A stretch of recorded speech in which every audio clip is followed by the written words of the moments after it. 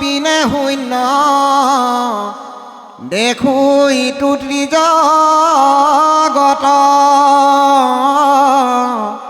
কাপুণ্যক কৰো চৰণত ধৰো নিয়োগ মুকুল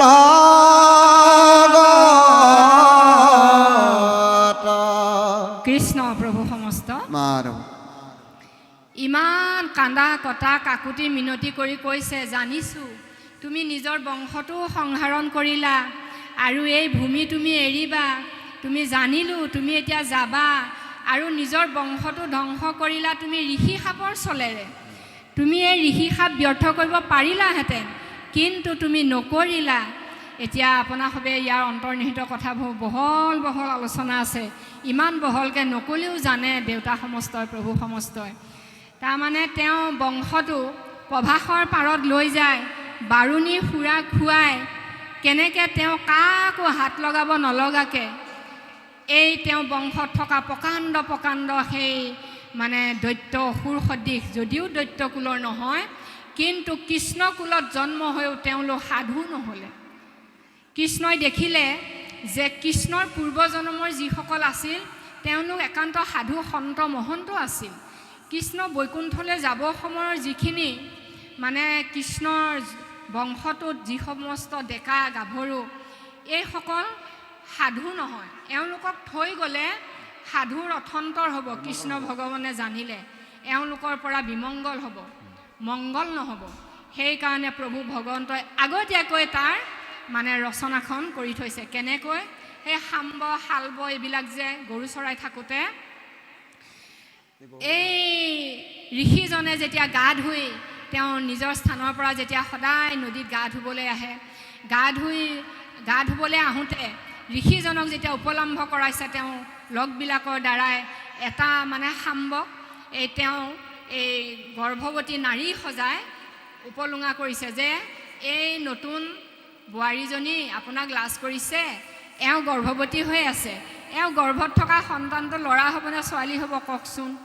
ইমান প্ৰকাণ্ড টিকলজ্ঞ ঋষিগৰাকীটো দেখি দুখ লাগিছে, খং উঠিছে যে তোমালোক ইমান সৰু ল'ৰাবিলাকে মোক ইমান ঠগাব কিয় বিচাৰিছা, ইমান উপলুঙা তোমালোকে কিয় কৰিছা। তেওঁ গম পাই গৈছে যে ল'ৰা এটা কইনা সজাই আনি মোক তোমালোকে ইমান এই টুলুঙা প্ৰশ্ন কিয় কৰিছা। ইয়াৰ পৰা কথাটো কি হ'ল জানে, ঋষিসকলে আজি ভকত এজনক তেনেকৈ সুধিলে, ভকত এজনে বাৰু তেনেকৈ টিঙি তোলা হৈ খং উঠিলেহেঁতেনে, অভিশাপ দিলেহেঁতেনে। ভকত সদায় সৌম্যগুণী, ভকত সদায় সাত্বিক, ভকতৰ খং ৰাগ কাম ক্ৰোধ এইবিলাক আমাৰ যেনেকৈ গুৰু আসনৰ তলত সেই গুৰুজনে কাছ থৈ গৈছে, ঠিক কাছৰ দৰে আমাৰ ভকতে ঢাকি ৰাখে। কিন্তু ভকতক বাদ দি ঋষি মুনি হ'লেও কাম ক্ৰোধ লোভ মোহ মদ মাশ্চৰ্য ঈৰ্ষা অসুৰীয়া সম্বৰণ কৰিব পৰা গুণটো নাছিলে, নহয়নে।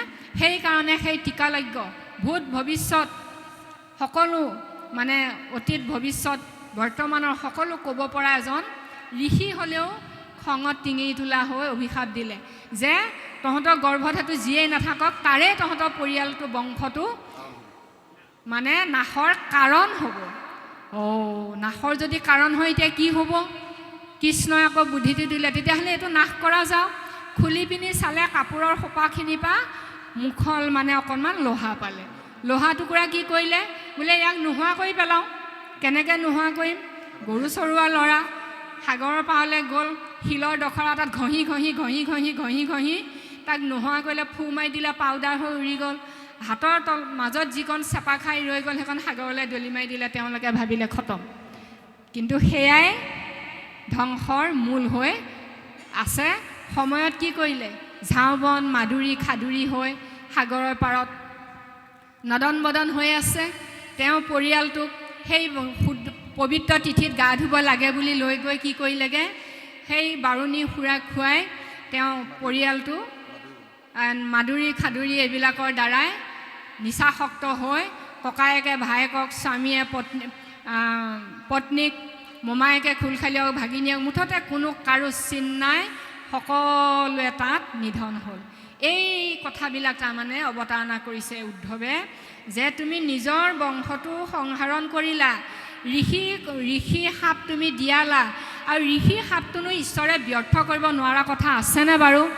কৰা নাই। কিয়? প্ৰয়োজন আছে, সেইকাৰণে কৰোৱা নাই। তাৰপিছত তোমাৰ চৰণ নেদেখি এক্ষণে থাকিবে নপাৰোঁ হৰি, তুমি এৰিলাত চাৰি প্ৰাণ প্ৰভু, অৱশ্যে যাই বহু মৰি। গতিকে তুমি এতিয়া যাবা, তোমাক নেদেখাকৈ মই কেনেকৈ থাকিম প্ৰভু?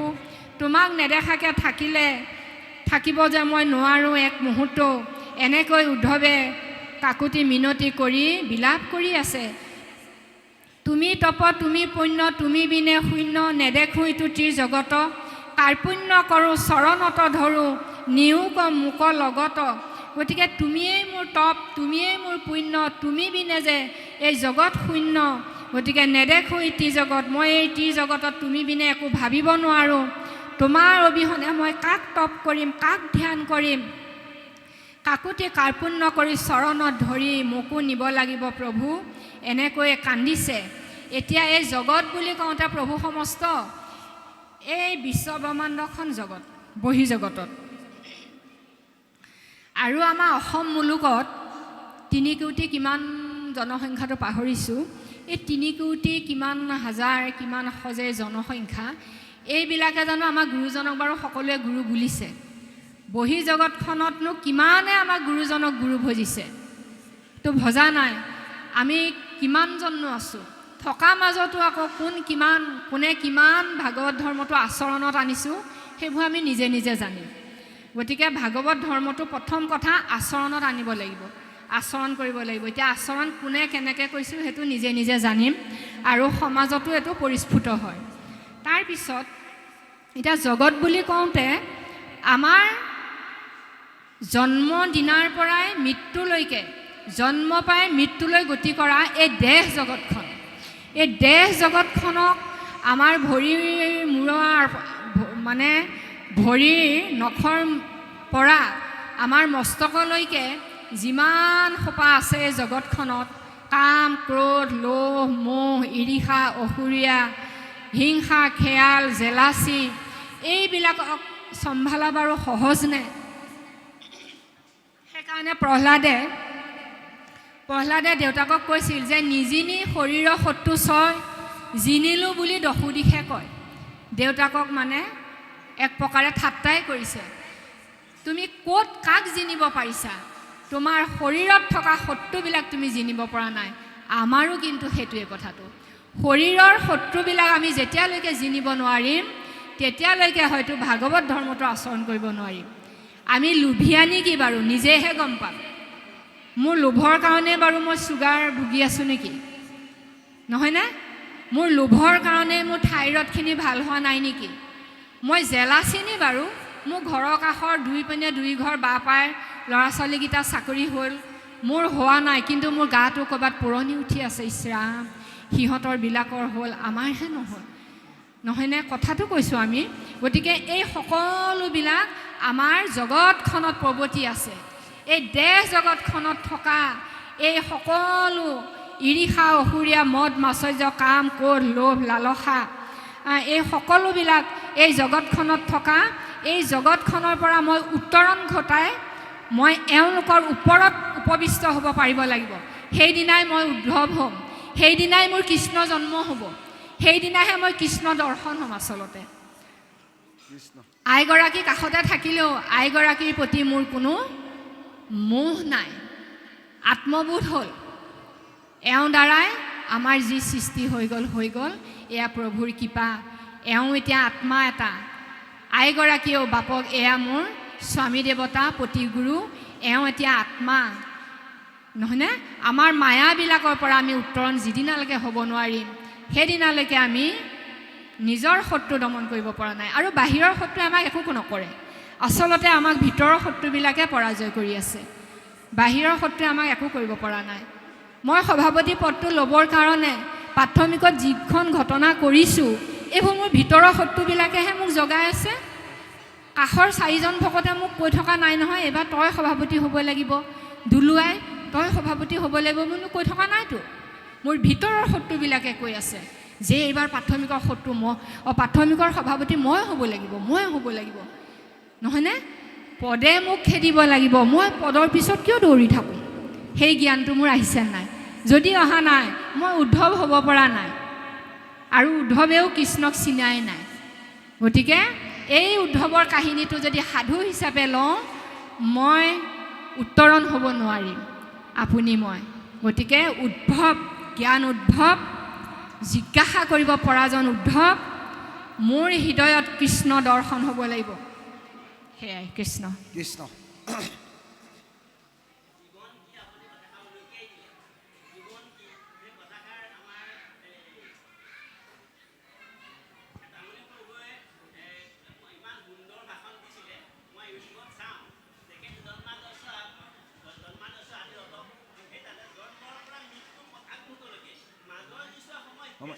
সেইখিনি জীৱন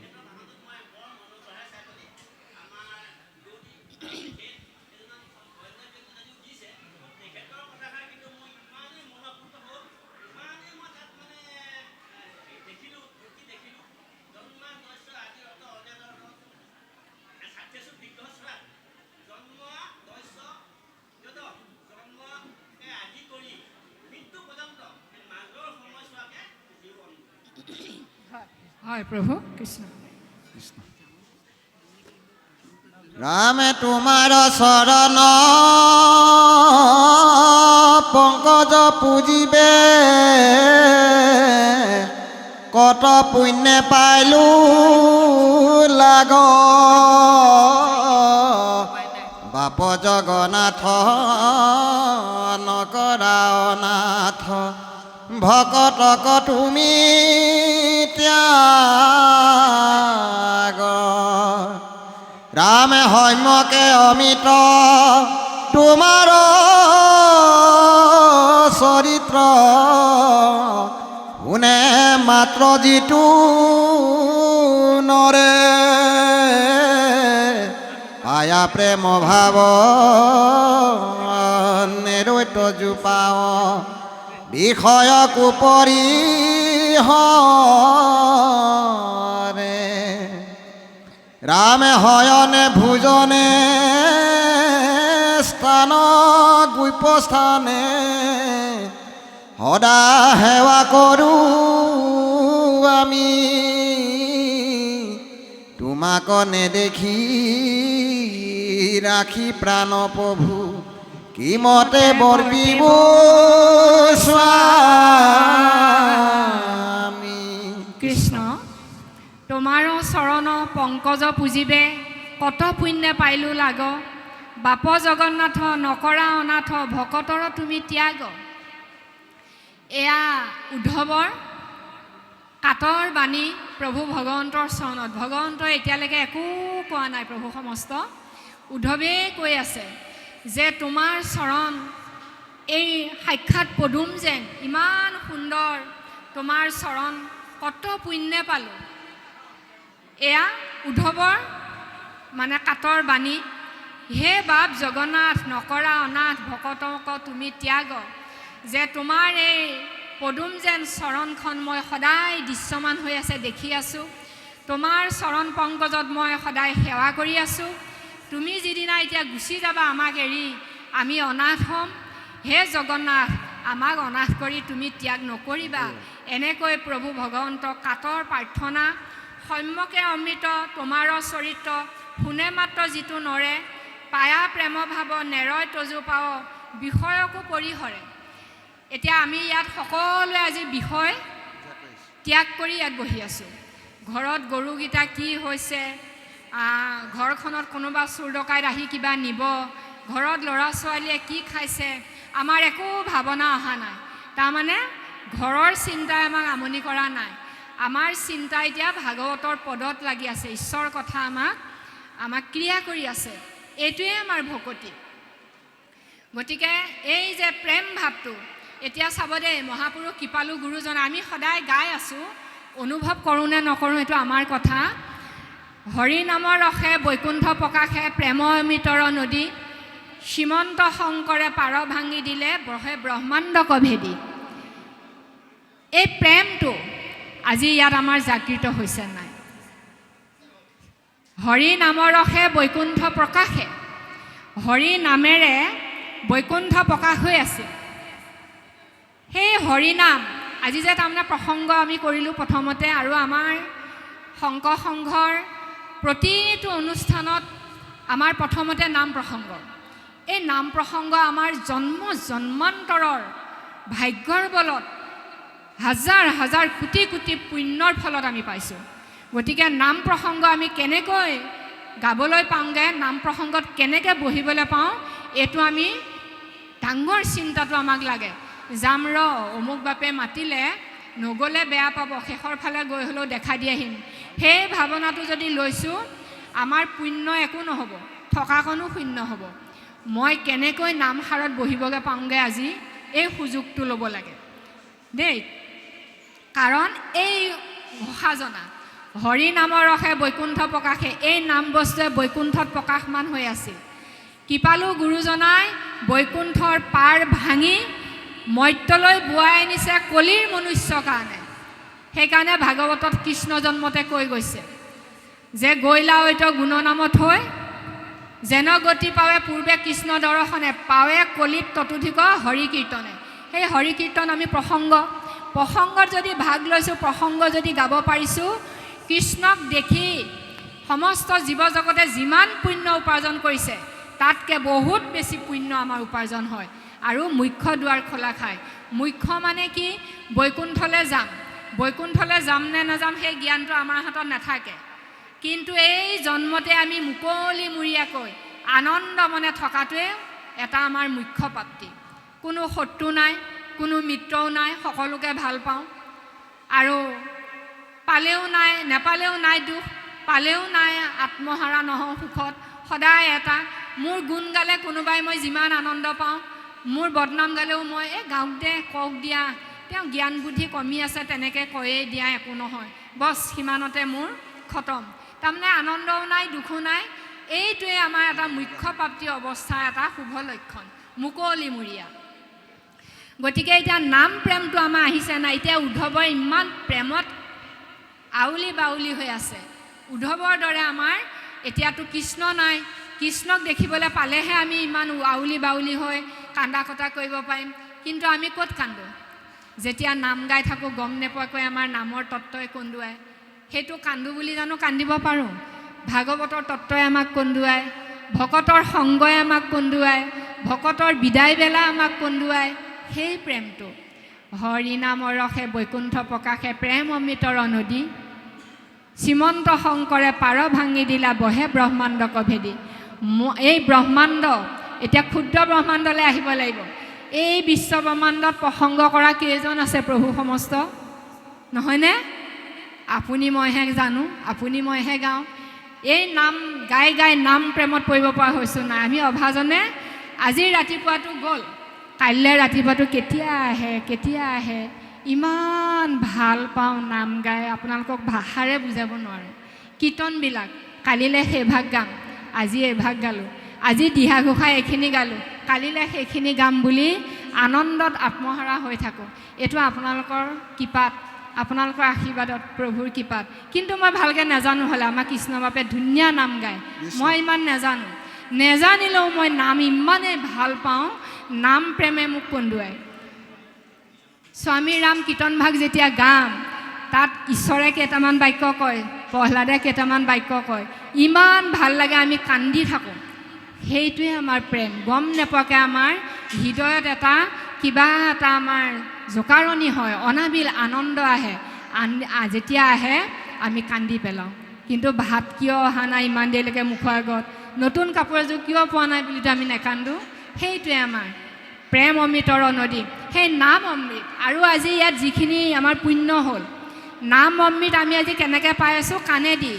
এই কাণেৰে শুনা অমৃতৰ মৃত্যু নহয় কোনোদিন। আৰু যিখিনি খাম, মুখেদি খোৱা অমৃতবিলাক কাইলৈ বাহিৰ হৈ যাব। আৰু বাহিৰ নহ'লে পেটৰ অসুখ হ'ব, ডক্টৰৰ ওচৰত যাব লাগিব। কাণেৰে খোৱা কথাটো কৈছে। কৰ্ণ অমৃতটো আমাৰ মৃত্যু নাই, সেইটো আমাৰ অমৃত, এইটো জন্ম জন্মান্তৰলৈ আমাৰ গুচি যাব। গতিকে এইখিনিয়ে আমাৰ প্ৰেম অমৃতৰ নদী। শ্ৰীমন্ত শংকৰে আমাক ব্ৰহ্মাণ্ড, এই ক্ষুদ্ৰ ব্ৰহ্মাণ্ড আন্দোলিত কৰিব পৰা, জোকাৰি যাব পৰা এই ক্ষুদ্ৰ ব্ৰহ্মাণ্ডৰ পৰা উত্তৰণ হৈ যাব পৰা এই নাম বস্তু দুজনা গুৰুৱে দিলে। সদায় সদায় কোটি কোটি সেৱা দুজনা গুৰুলৈ, নহয়নে? গতিকে এই প্ৰেমটো এতিয়া উদ্ধৱৰ হৈছে। উদ্ধৱৰ দ্বাৰাই আমিও এই কথাখিনি আমি ভাবিব পাৰিছোঁ, অনুভৱ কৰিব পাৰিছোঁ, উপলব্ধি কৰিব পাৰিছোঁ যে উদ্ধৱৰ যিটো ভগৱন্তৰ চৰণত প্ৰেম তেওঁ দেখা পাইছিলে। আমি দেখা নোপোৱাকৈ এতিয়া আমাৰ নামঘোষাবিলাক, কীৰ্তনবিলাক, এই ভাগৱতৰ পদবিলাক, ভক্তি ৰত্নাকৰ, ৰত্নাৱলী, দশম, এইবিলাকৰ লগত আমাৰ যিটো প্ৰেম হ'ব, দশমৰ অমুক স্কন্ধটো ইমান ভাল লাগিল, অমুক কীৰ্তন ভাগ গাই ইমান ভাল লাগে, সেই যিটো প্ৰেম এইটোৱে আমাৰ নাম অমৃত আৰু এইটোৱে আমাৰ প্ৰেম। সেই ভাল লগাটো আহিছে নাই? স্বামী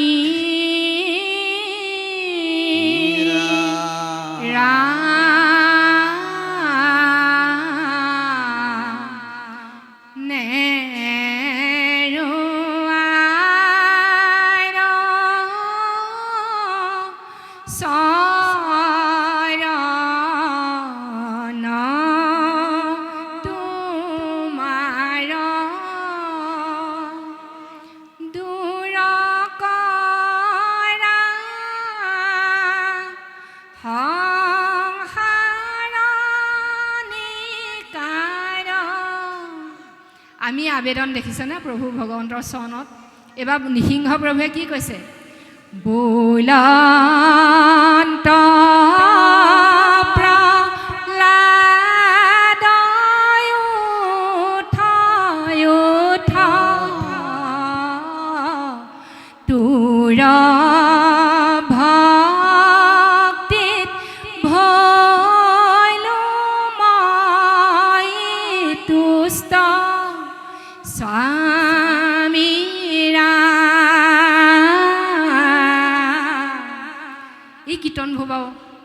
এই কীৰ্তনবিলাকৰ লগত প্ৰেমবোৰ আমাৰ আহিছে নাই? ইমান ভাল লাগে। আকৌ প্ৰহ্লাদে ক'ব, নহো আমি তুম ভিতৰ, যেতিয়া নৃসিংহ প্ৰভুৱে বৰ দিব খুজিছে, তই বৰ এটা ল, মই তোক দেখাই দিলোঁ যেতিয়া মই বৰ এটা দিওঁ, সেইটো বাণিজ্যৰো নহো আমি ভিত্ৰ, নহয়নে? সেই মই তোমাৰ পৰা ভিক্ষা লোৱা, বৰ লোৱা মই ভকত নহয় নহয়। কিমান ভাল লাগে কীৰ্তনবিলাক। তোৰ মূৰ কথা যিটো নৰে, সময়ত তোক মোক স্মৰে। আকৌ প্ৰহ্লাদে কয়, আকৌ নৃসিংহই কয়, কিমান ৰস আছে, কিমান ভাল লাগে। হৰিনামৰ ৰসে, হৰিনামৰ ৰস আছে। ৰসবিলাক একদম কুঁহিয়া চেপাদি চেপি চেপি উলিয়াই আনি পিব পাৰিব লাগিব। গতিকে সেইকাৰণে কৈছে গোপী, গোপী, গু অৰ্থে বেদ, পি অৰ্থে পিয়ন্তা। আমি সেই বেদ পিব পৰা, নাম ৰস পিব পৰা গোপী হ'ব পাৰিছোঁ নাই? সেইটোৱে।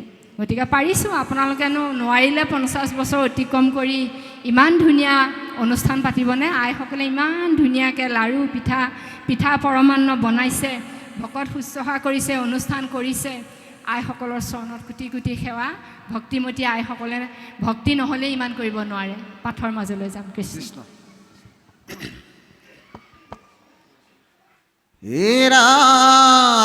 মই পিন্ধো চাৰ পস্তয় অলংকাৰ, তোমাৰ উচিষ্ট খায়া দহায়াছে চিত, কিনো বিপদিত তৰিবু দুষ্টৰ মায়া। জ্ঞানী গণে দুখে ইন্দ্ৰিয় কদমি, কাম ক্ৰোধ মোহ জিনি, যিটো ব্ৰহ্ম পদ পায় প্ৰভু পুনু, তাহাতো আছে বিঘিনি। আমি মহামোহ গৃহবাসী সুখে, সংগলয়া ভকতৰ, তোমাৰ চৰিত কথা শুনিলাতে, তৰিবু মায়া দুষ্টৰ। ৰামে তজু পাদ পদ্ম হৃদয়, গাইব গুণ নাম গীত এতেকে মুকুতি অপ্ৰয়াসে পাইবু হেনহে আছিল চিত কৃষ্ণ হে ৰাম চৰণ ছত্ৰ ছায়া হেবৈ যিটো সিটো এৰাইটো তাপ হেন পাৱ এৰি ক্ষণে কুনি জীবু সংগে নিও মোক বাপ ৰামে হবে পৰি হৰি চৰণ দুতয় তোমাৰ কৰিলো হাৰ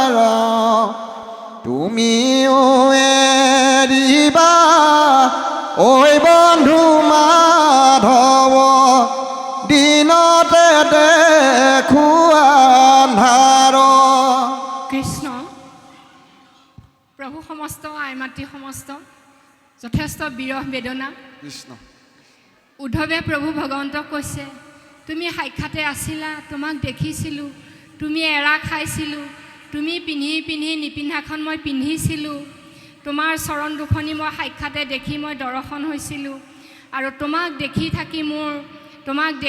মোৰ কাম ক্ৰোধ লোভ মোহ সকলো জিনিব পাৰিছিলোঁ যিটো ব্ৰহ্মপদ পাৱই প্ৰভু পুনু তাহাঁতো আছে বিঘিনি তোমাক দেখি থাকি তোমাৰ এৰেহা খাই তোমাৰ উচিষ্ট বস্ত্ৰ পিন্ধি মই মোক নিজক জিনিব পাৰিছিলোঁ কিন্তু যিটো ব্ৰহ্মপদ পাৱই প্ৰভু পুনু তাহাঁতো আছে বিঘিনি কিন্তু এই ব্ৰহ্মপদ পায়ো ইয়াত কিছু বিঘিনি আছে এতিয়া বিঘিনিখিনি কি উদ্ধৱৰ দ্বাৰা আমি পাম তোমাৰ চৰিত্ৰ কথা শুনিলাতে তৰিবু মায়া দুষ্টৰ তজু পাদপদ্ম হৃদয়ে ধৰিয়া গাইবু গুণ নাম কীৰ্তন এতেকে মুকুতি অপৰাসে পাইবু হেনহে আছিল চিত্ত যে প্ৰভু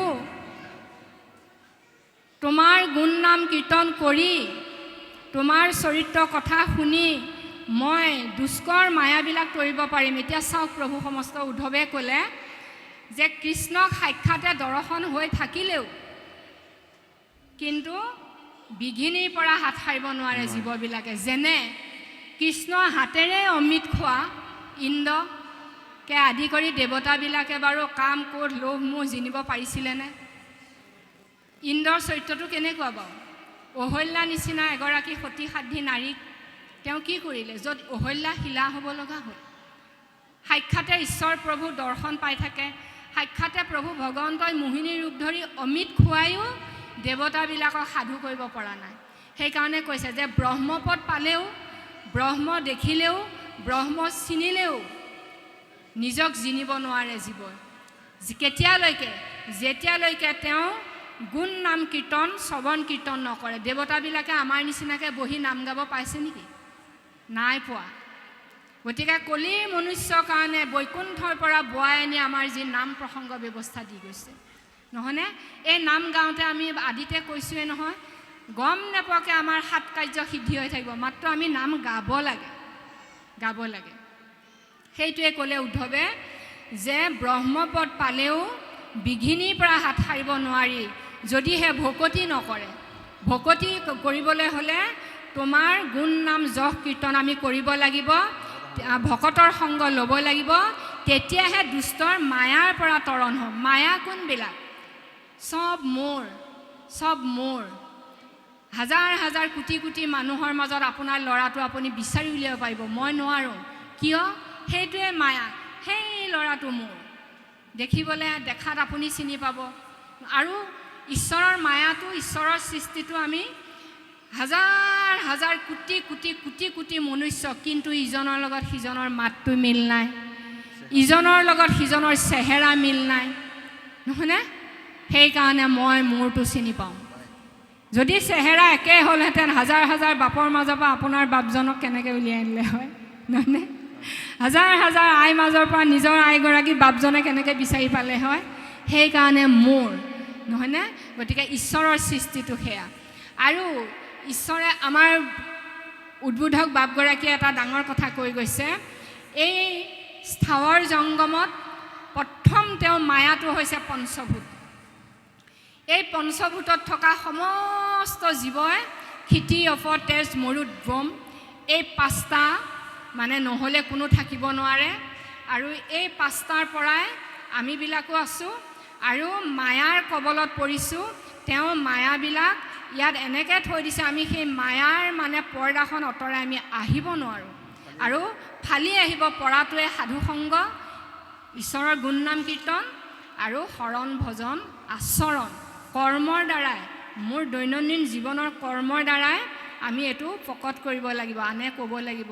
আইগৰাকী বেলেগ দেই, আমাৰ এগৰাকী ভাল ব্যাখ্যাকাৰ আমাৰ কাষত বহি আছিলে, তামোলীয়াই থকাৰ কাৰণে আমি দেখা নাপাইছিলোঁ। আমাৰ হাতীমূৰীয়া প্ৰভু সেৱা জনাইছোঁ।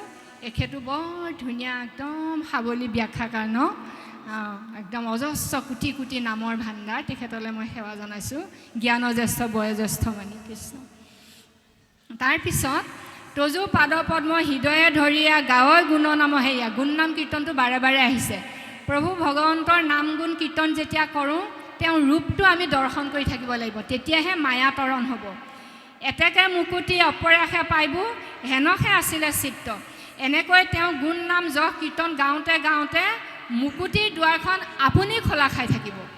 আৰু নামে তেতিয়ালৈকে আমাক মানে এৰিয়ে নিদিব। তাৰমানে নামত শৰণ লৈছোঁ যে, সেইটো নামৰ কাৰ্য নামে সিদ্ধি কৰিব। হেন পাৱ এৰি খনেকো নিজিবো, সংগে নিও মোক বাপ, সবে পৰিহৰি চৰণ দুতয়, তোমাৰ কৰিলোঁ সাৰ। তুমি এৰিবা ঐ বন্ধু মাধৱ, দিনতে নেদেখোঁ আন্ধাৰ, দেখোঁ আন্ধাৰ। হে প্ৰভু, তোমাৰ এই পদ্ম যেন চৰণখন তুমি এতিয়া গুচি যাবা, এই চৰণ নেদেখি মই যে খনেকো জীয়াই থাকিব নোৱাৰিম। আৰু সবে পৰিহৰি চৰণ দুতয়, তোমাকো কৰিলোঁ সাৰ। সকলো সমস্ত ত্যাগ কৰি মই তোমাৰ দুখানি অভয় চৰণত মই সেৱা নিবেদন কৰিছোঁ। ঐ বন্ধু মাধৱ, তুমি যে এতিয়া এৰি যাবা মোক, মই এই কথাটো খাটাংকৈ জানিলোঁ। আৰু তুমি এৰি যোৱাৰ পিছত মোৰ যে দিনতে আন্ধাৰ হ'ব, মই যে কেনেকৈ দিন কটাম, তেওঁ উপলব্ধি কৰিছে। কৃষ্ণ বাপে আগবাঢ়িব। কৃষ্ণ। হে ৰাম হে প্ৰাণনাথ, নকৰা অনাথ, দান্তে ধৰো খেৰ তুলি, তোমাৰ বিয়োগে অগণিৰখনে, দেখা মাই মোক পুলি। এহি বুলি হন্ত উদ্ধৱ বহন্ত, আতি প্ৰেম অনুৰাগে, অনেক কাতৰ কৰিয়া কান্দন্ত, পৰিয়া কৃষ্ণৰ আগে। হে ৰাম নয়নৰ নীৰ ধাৰায় বহয়, শুকত আকুল ভাৱে, কাহাটো কাকুতি ধৰিয়া কান্দন্ত, ধৰিয়া কৃষ্ণৰ পাৱে। হে ৰামিহে নয়ৰুণ চৰণ দুখানি, তেজি জীবু কোনহতে, মাধৱ বান্ধৱ নধৰা সমূলি, নিয়োগ মোক লগতে। হে ৰাম এহি বুলি পাৱে পৰিয়া কান্দন্ত, অনেক কাৰুণ্য ভাৱে, দুখ দখু দিশে দুখে দেখন্ত আন্ধাৰ চেতন নাহিকে গাৱে ভকতৰ দুখ দেখি ভগৱন্ত বৈলন্ত নেত্ৰ জল অসন্তোষে কিছু চপায়ালা মাথ সংকোচ মুখক কৃষ্ণ হে প্ৰাণনাথ নকৰা অনাথ দান্তে ধৰো খেৰ তুলি তোমাৰ বিয়োগে অগণি এখনে দেখা মাৱই মুক ফুৰি মাৰই মুক ফুৰি এহি বুলি সন্ত উদ্ধৱ মহন্ত আতি প্ৰেম অনুৰাগে অনেক কাতৰ কৰিয়া কান্দন্ত পৰিয়া কৃষ্ণৰ আগে উদ্ধৱৰ একেটাই প্ৰাৰ্থনা মাত্ৰ অনুনয় বিনয় কাকুতি প্ৰাৰ্থনা কাকুতি কাৰ্পণ্য কৰিছে যে মোক জগন্নাথ অনাথ নকৰিবা মোক লগত নিয়া তোমাৰ বিয়োগত মই কেনেকৈ থাকিম মই এখন্তেকো থাকিব নোৱাৰোঁ এনেকৈ উদ্ধৱ সন্ত মহন্তই বাৰে বাৰে খুব প্ৰেমত একেবাৰে ভক্তিত গদগদ হৈ ঈশ্বৰৰ চৰণত কাকুতি কাৰ্পণ্য কৰি আছে আৰু তেওঁ ভক্তিৰ ইমানেই অনুৰাগ সেই অনুৰাগটো আচলতে আমাৰ নহালৈকে আমি নিজক তাৰমানে চেষ্টা কৰিব লাগিব কায় বাক্য মনে একান্তভাৱে অনুৰাগ যেতিয়ালৈকে আমাৰ ভক্তিত অনুৰাগ নাহে আমাৰ ৰাগ খং বিৰাগবিলাকৰ পৰা আমাৰ অনুৰাগ যেতিয়ালৈকে নাহে ভকতৰ সংগ পোৱা হ'লে আজি এসপ্তাহ হ'ল আমি ভকতৰ সংগ পোৱা নাই বা আজি 15 দিনমান হ'ল কোনো নাম পাঠৰ অনুষ্ঠান পোৱা নাই কিবা ভাল লগা নাই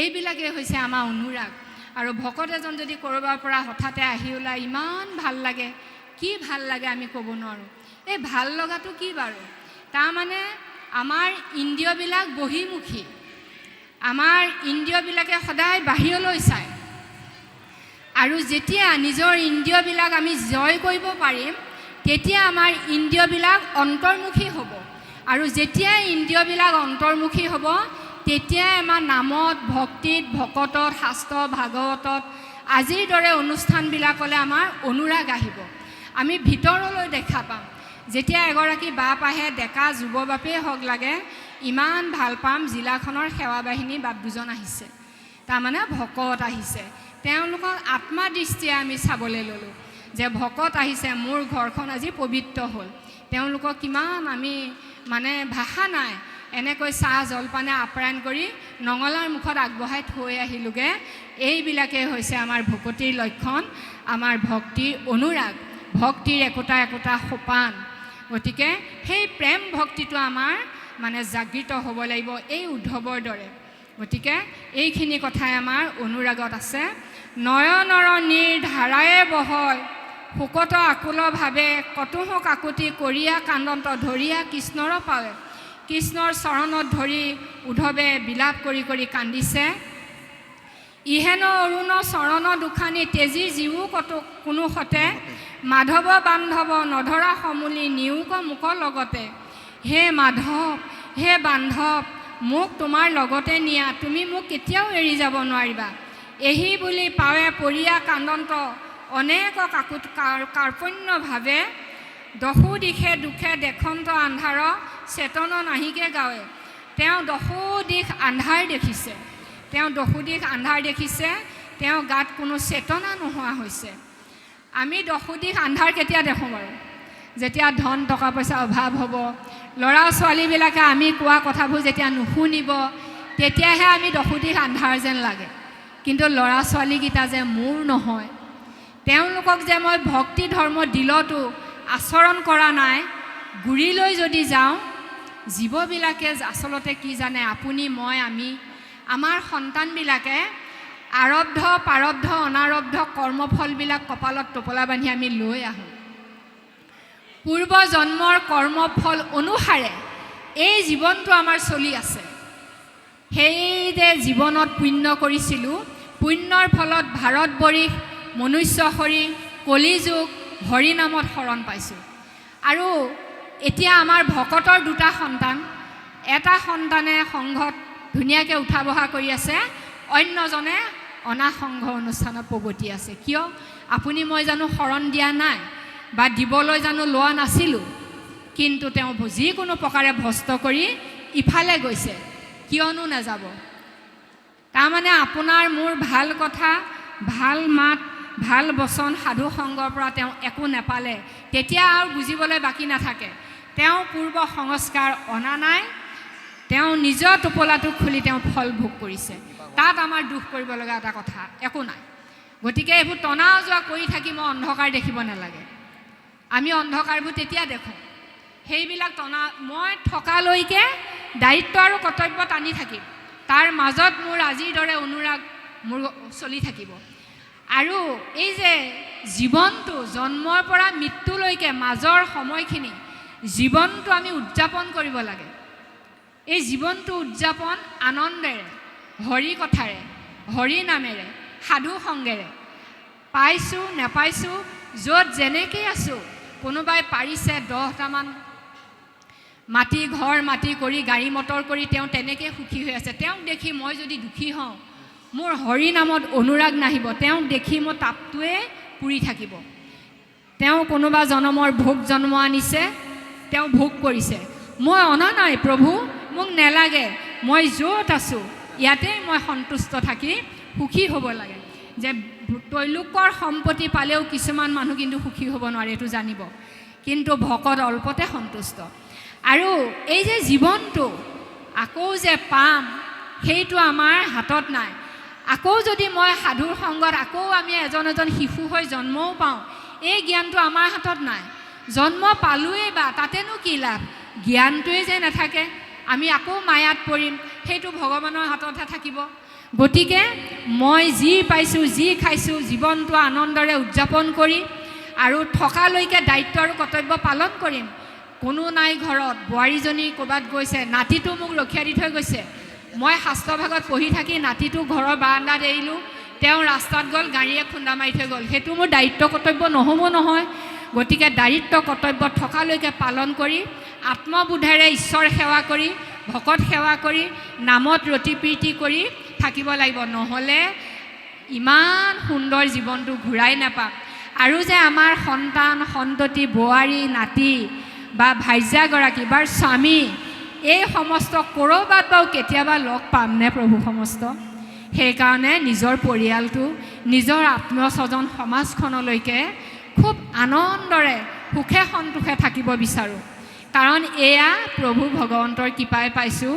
আকৌ যে কোনোবা জন্মত আমি এনেকৈ লগ খাম, লগ খালেও গম নাপাম, আমাৰ হাতত জ্ঞান নাথাকে ন। গতিকে খুব শ্ৰদ্ধাৰে, ভক্তিৰে, প্ৰেমেৰে, আনন্দেৰে এই জীৱনটো উদযাপন কৰিব লাগে। এয়া উদ্ধৱে কৰিছে ঈশ্বৰৰ ওচৰত, কিন্তু ঈশ্বৰক পাইছে উদ্ধৱে কৰিছে। আমি ভকত পাইছোঁ, গুৰুজনক পাইছোঁ, গুৰুজনৰ বাণীময় মূৰ্তি পাইছোঁ, ইয়াতে আমি আনন্দ, নাম, প্ৰেম সকলো আমি উপাৰ্জন কৰি ল'ব পাৰিব লাগিব। কৃষ্ণ কৃষ্ণ।